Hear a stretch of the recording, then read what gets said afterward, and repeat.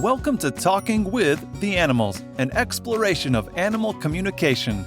Join animal communicator, craniosacral therapist, and NES practitioner Caroline Pope as she discusses how to understand other species as they truly are, not just from the human perspective. That's right, Meko. Discover how communicating with our four-legged friends can open up a whole new world for both of you. And now, your host and Australia's most recognized and well-known animal communicator, Caroline Pope.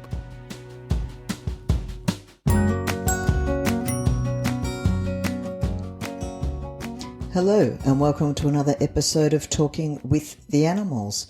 I'm your host, Caroline Pope. Thank you for joining me. Thank you to everybody that commented on the last podcast. In regards to holidays. There was quite a bit of feedback about that one. Clearly struck some sort of a nerve. Now, one of the most asked questions, so it was a pretty obvious follow-on, was that pretty much what I described last week wasn't communication per se. So where did animal communication then fit in? And I thought that's a really great question.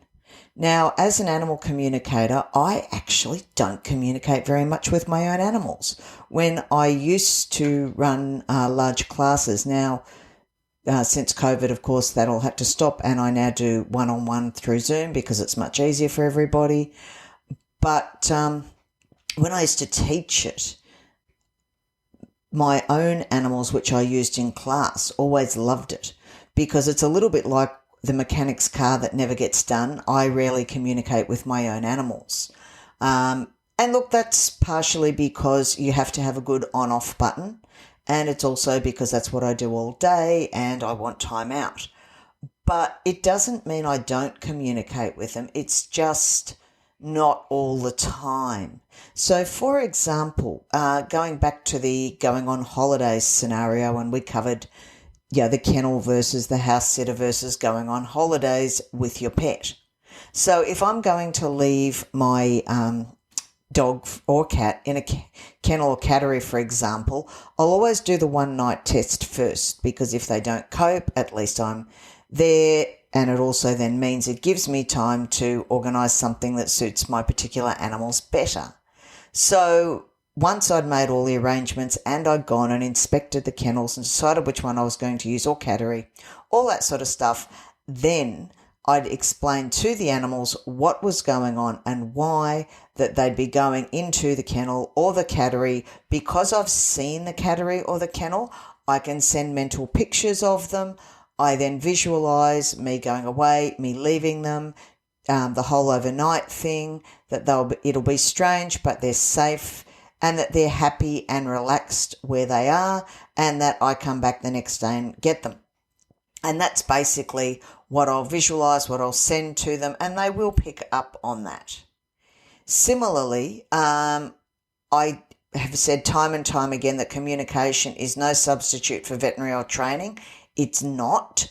And I expect my animals to behave at the vet. I'm pretty tough on that. It's safety, have to keep everyone safe first and foremost. It doesn't mean I don't communicate. I've been fortunate with my dog, my new one. My vet's actually come to the home for that. And in a big part, that's because with all the cervical and thoracic problems he has, he cannot walk on a slippery surface. He can't feel his feet. So if wherever I have timber laminate, tiles, anything like that, I have to have carpet runners down.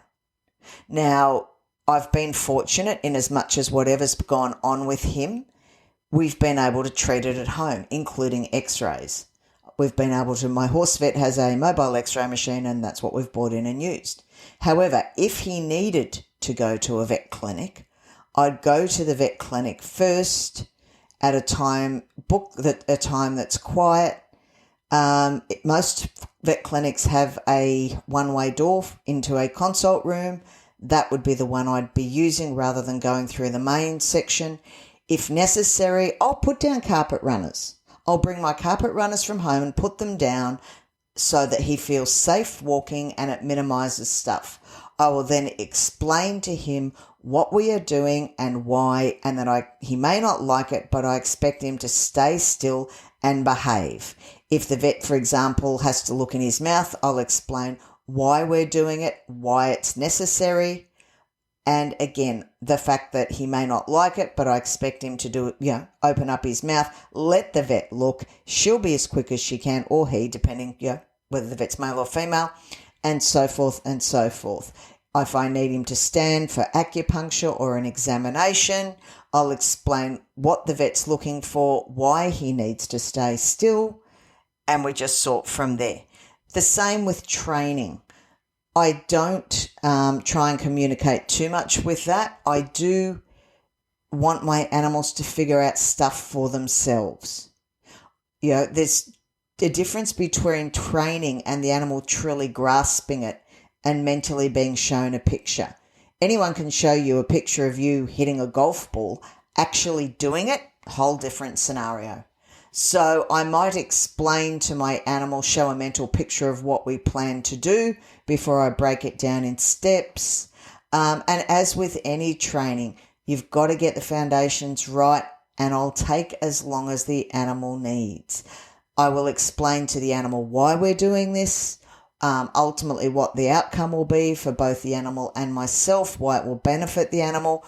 But during the actual training, I really don't communicate. It's really important to let them figure it out for themselves and why. And of course, as with anything, being consistent. Family disputes, breakups, all that sort of stuff, that's a really big one for a lot of people calling in an animal communicator.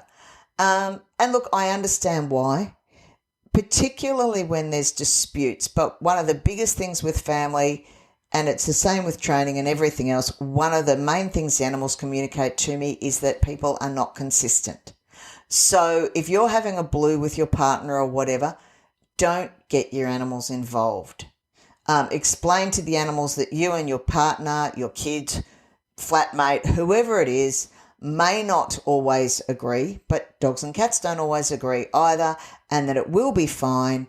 And if you think you're getting to the point that a relationship may break down to the point that someone moves out, if it's the other person, explain to the animal, as basically, I guess, as you would to a kid if the parents are getting divorced, that it doesn't mean that they don't love them, but that it's much better for peace, quiet, and basically sanity in a lot of cases, for the other person to move out. If you are moving out and taking the animal, then, again, go through, show the mentally, once you've seen the house or wherever that you're moving to, explain to the animal in pictures what's going on and why. Yes, it'll be strange, it'll be a big adjustment, but you will be with the animal and you will both be fine, and long term you'll both be happier. This can take a lot of stress off the animals. And as far as I'm definitely not a believer in this, what do they call it, co-parenting or whatever for dogs with relationship breakups. I'm really not. I'm not saying don't see them at all, but it really is, in a lot of cases, too confusing for the animal. A lot of times one partner will be much more dog savvy than the other. And it's just setting the dog up to fail, particularly then when one partner moves on and has another major relationship. If that person isn't great with dogs, it's just a minefield. So basically, I'm not a fan of co-parenting. I remember years ago when I was seeing someone and I had a puppy. The relationship finished when the dog was probably around 10 or 11 months old, I think. And someone actually asked me how, if there was anything where the dog would be going. And it was my dog. I just about fell over backwards. I hadn't even contemplated in my mind that this guy would ever be seeing my dog again, let alone getting visitation rights. It just wasn't a happening thing. So that's something that most animals, and keep in mind too, they can still tune in exactly the same way you can look up someone on the internet.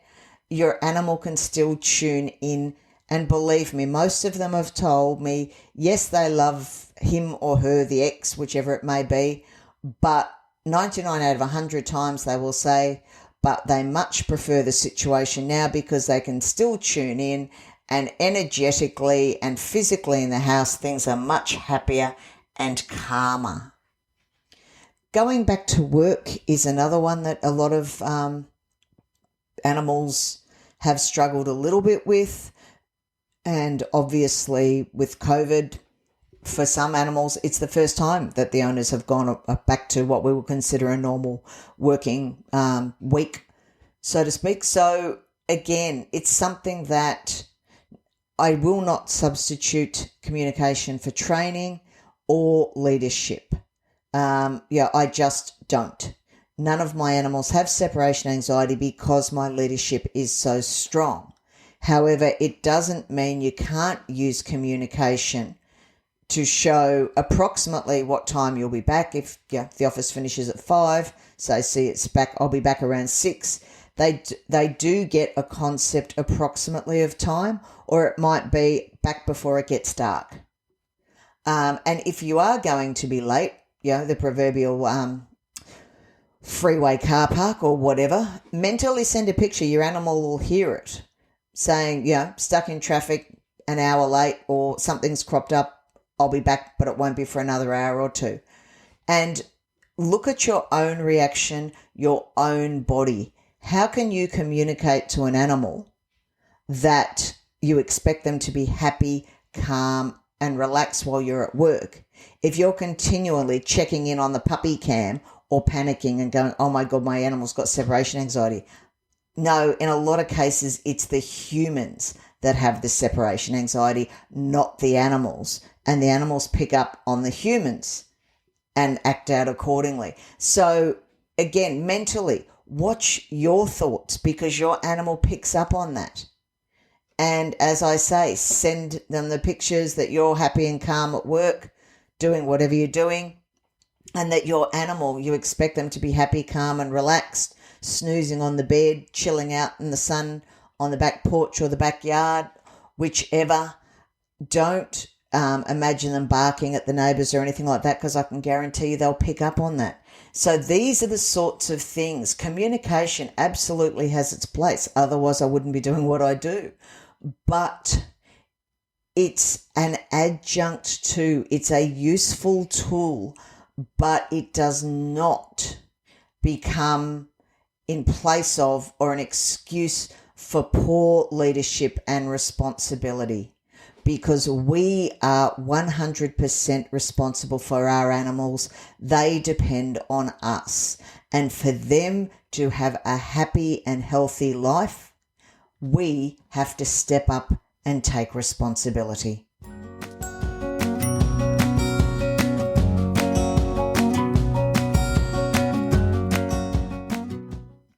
Thank you for listening to this episode of Talking with the Animals. As always, don't forget to like and subscribe. As always, feel free to reach out to me. I'd love to hear from you. If you have any topics or comments, again, love to hear from you, what you'd like covered. Thank you to everybody that wrote in about last week's episode. I always appreciate your feedback. And as always, stay safe. And until next time, remember to talk with the animals. Thank you for listening to Talking with the Animals. To learn more about Caroline and the services she provides, visit caroline-pope.com. You can also find her on Facebook at Caroline Pope Animal Communicator, CST, and NES Therapy. Are you ready to change the way you see your world and the animals in it? Well, we know his answer.